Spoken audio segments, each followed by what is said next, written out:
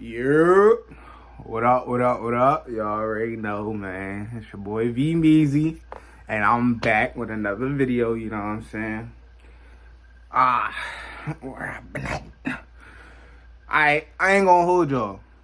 I done been going again because I done been dealing with my fucking eye, bro. Luckily it's better now, you know what I'm saying? But it's like I wear contacts. I don't know if y'all was able to tell, but I wear contacts for, you feel me, prescription contacts. And sometimes them shits be burning. Like, I don't know if it just dry out. I don't know what it do, but it do something to my eye. It irritates my eye so bad to the point where I would have to be in a setting like this, like dark as shit. Dark type shit. I can't even watch TV, you feel me? I would have to fucking turn my shit, the brightness all the way down to 0. But, you feel me, in a couple days, you know what I'm saying? I wipe my shit and all types of shit. But I was gonna have to come to y'all, you feel me, like these. Yeah, I was gonna have to come to y'all like these with my eyes all red and shit like that, you know what I'm saying? I wasn't trying to do all that. Plus, I gotta get my hair retwisted and shit, retwisted and braided and all types of shit like that. But I just couldn't. Like, if I could have, I would have, but I couldn't. So now we back, you know what I'm saying? Now I'm trying to bring y'all a reaction video because every time I done tried, some bullshit done happened. I ain't gonna hold y'all. I done been trying to bring y'all like at least 3 reaction videos, but all of them fail. So, you know what I'm saying? We about to get into this. You feel me? My boy BBall Breakdown, you know what I'm saying? And I ain't gonna hold you.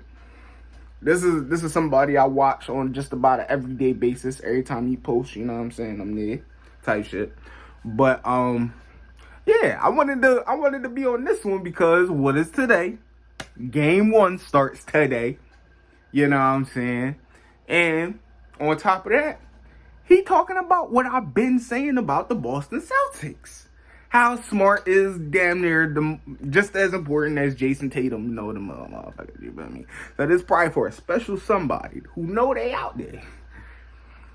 So now that I got my validation on what I've been saying, you know what I'm saying? I don't know what he about to say, because I ain't gonna hold y'all. I was about to watch it, but then I was just like, let me turn it off. Let me turn it off. Because I want a real live reaction on my YouTube video. We on, you know what I'm saying? I ain't gonna waste no more time. Let's get into this shit.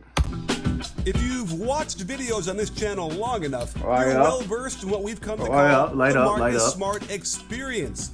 He can be equal parts exhilarating and downright maddening. And it's why there's no question in my mind that he's the absolute X factor in this year's NBA Finals. Unless somebody kicking this fucking door down, we ain't worried about it. And I found some interesting stats to examine when we split them between wins and losses in this year's playoffs.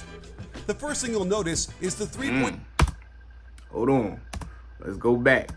Win. When we start slamming balls off the rim and back. So when they win, when he's shooting good, they win. But when he's shooting bad, they lose.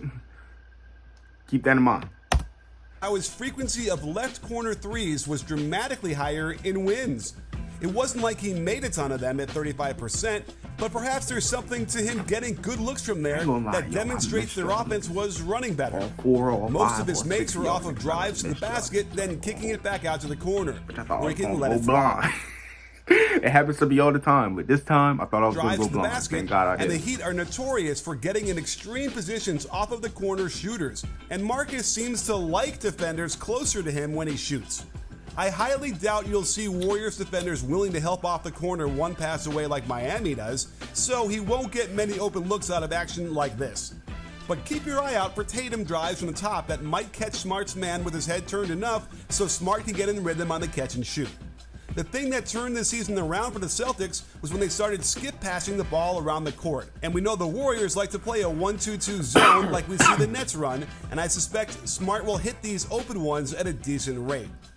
More helping off a Smart one pass away, which isn't always the worst idea because he's so inconsistent from behind the line. But if you give him enough of these, I suspect he'd hit them closer to elite level. The Celtics are great to shoot a few of these to see if he has the range in that game. But if it's at the end of a tight game where you don't want to give them anything, then helping one pass away off of a baseline drive won't be the best strategy for the Warriors. The next stat that jumped out at me was his turnovers and huge decline in assists when the team lost. When the team wins, he cuts his turnovers almost in half and almost doubles his assists. When he's not trying to do too much with his passing, it works pretty well, like this on-time and on-target pass where he delivers the ball to an area before Brown even finishes his curl, right in his shooting pocket, and it makes Brown's job even easier. On this possession, he makes the simple read, identifies the advantage in height down low, and throws a safe lob where Brown can finish off the glass. When they make the read simple for him, he can excel as a point guard. They need him to play well. He recognizes the switch and probably spots Grayson Allen way out of position for the spin into pass that is there early enough for Tatum to even pause before dropping it clean through the hoop. And when he's not going too fast and on balance with the read directly in front of him, he can crisply make bounce passes like this one that finds Tatum at the rim for the nice reverse. Watching Marcus Smart play from a coach's perspective is really a trip, but nothing has given me more pleasure than seeing him improve his game and the Celtics' fortunes completely take off. So I don't want you to think I'm just roasting him for fun. And that reminds me of the country's best roasters that have partnered with Trade Coffee to bring you the freshest and best tasting coffee delivered right to your door. After filling out their taste quiz, I've been blown away with how well they've matched. See, look, I don't mind this nigga's advertisements because the way he just slipped that, he just slipped it in the video, like, that's funny. That's why I don't mind watching his And Smart can throw the nifty backhanded bounce it. pass. Against the Nets, the Celtics were able to exploit a lot of backdoor cuts all around the court. When Smart can see the floor well and make the solid pass when there is only one read to make in front of him, he can be very effective with off-ball movement. I wouldn't expect too many of these against a much more disciplined defense by the Warriors, but let's not forget this one, which probably changed the entire course of their first round series. But there is a common theme during their losses in this playoff, and that's when something is just off with his game and a pass he's accustomed to making is thrown from too long a distance, off target, and into the waiting hands of the defense. But he'll also just lose accuracy for some reason, where he just seems to let passes fly without thinking much about controlling them. The biggest issue is with throwing passes away, and if you see him being too aggressive early in the game, doing things above his skill set, then the Warriors should feel pretty good about their chances. He'll struggle if Golden State gets him sped up, having to make quick reads on the fly off the dribble, like this pass, which was never open as Brook Lopez was standing there the whole time. I'm still iffy about that play, that Jason Tatum play. I ain't gonna lie, I'm still iffy about it, because I don't know if that was a walk or not. I need to look at it again in slow motion just to tell, but I don't know. We'll see from a starting guard on an NBA Finals team, where the ball just seems to elude his grasp for reasons unknown, culminating in this doozy that cost them a chance to tie Game 5 at the buzzer, but somehow didn't kill their chances to win the whole series. Let's look at the head-to-head matchup, and it's not worth looking at their first game in December since both teams were so radically different then. In their March meetup, the Celtics won big, but Draymond and Wiggins were both out. However, we can see some of the recognizable Marcus Smart experience in his scoring and assists. Steph was willing to help one pass away off the corner to see if his rhythm was calibrated or not, and as you can see, he can be potent, often because the defender is closer. While I think the Warriors will help off of him and dare him to make some threes, I think at some point, if he's hitting like this, they'll have to adjust a little and not leave him so much room, despite this weird thing where he seems to make threes more often when he's closely contested. If they can force Poole onto him in a pick and roll, look for Smart to get aggressive going to the hoop. It worked out well here, but we've seen what can happen when he tries to take shots that are too difficult for his skill set. That said, the Warriors will be wary of the ISOs off the dribble on positional mismatches, as he's shown us a few times in this playoff that he can break a guy down with a good move and pull up from the midi. He shot the three well against the Warriors in the regular season, as Draymond doesn't want to switch, and the right wing is a hot spot for Smart during these playoffs, nailing a ton of them at a much higher rate than anywhere else. Smart is at his best when he's just another cog in the Celtics machine, with the offense itself generating skip passes to attack the closeout. Yet another three ball with the defender pretty close that drops clean through the net. With a growing lead, you can see he wants to attack Damian Lee off the dribble, someone he won't see very often in the finals against shorter rotations from Steve Kerr, and the degree of difficulty he put himself in will undoubtedly lead to inconsistent results, as we saw from him during the last series, trying to improv his shots in real time and ending up in extremely awkward positions and bad misses. You'll recognize this pass as they put the play right in front of Smart so he can patiently wait till the backdoor cut gets open before throwing this beauty of a bounce pass that somehow got through. If they can get him to be patient, the Celtics will benefit. He realizes it's too congested to throw the post entry pass, so he snaps off the simple one, right to Brown for the open three-pointer. A big key will be how he operates out of the short roll. I suspect he'll get opportunities, and we know how much the Celtics like to cut as Smart finds Brown for the strong finish. And the Warriors better watch out for the Robert Williams slip to the hoop off the fake pin down to the corner. This is the lob Smart can throw well. I'm not so sure how many games this NBA Finals will go, but I do know that the Celtics are going to need the best version of Smart more often than they got him in the conference finals in order to win this thing.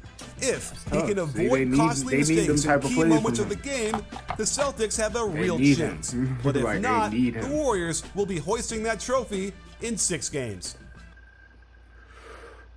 That's the end of that, you know what I'm saying? That's pretty much how I feel about it, honestly. They really need him to step up and make some big ass plays in order for them to get through this. And then I still think that still won't be enough because, bro, when I sit down and I watch the games, like, don't get it fucked up. Yeah, that nigga Harden going through his shit right now. But, like, my favorite team to watch, honestly, is the Warriors, flat out. Like, I love watching these niggas because the way they move together, bro.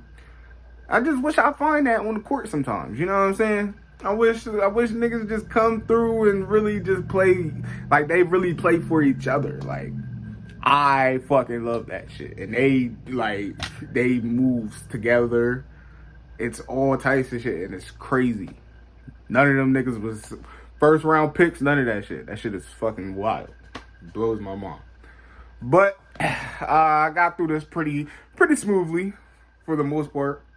You know what I'm saying? So I might have to bring another one, you know what I'm saying?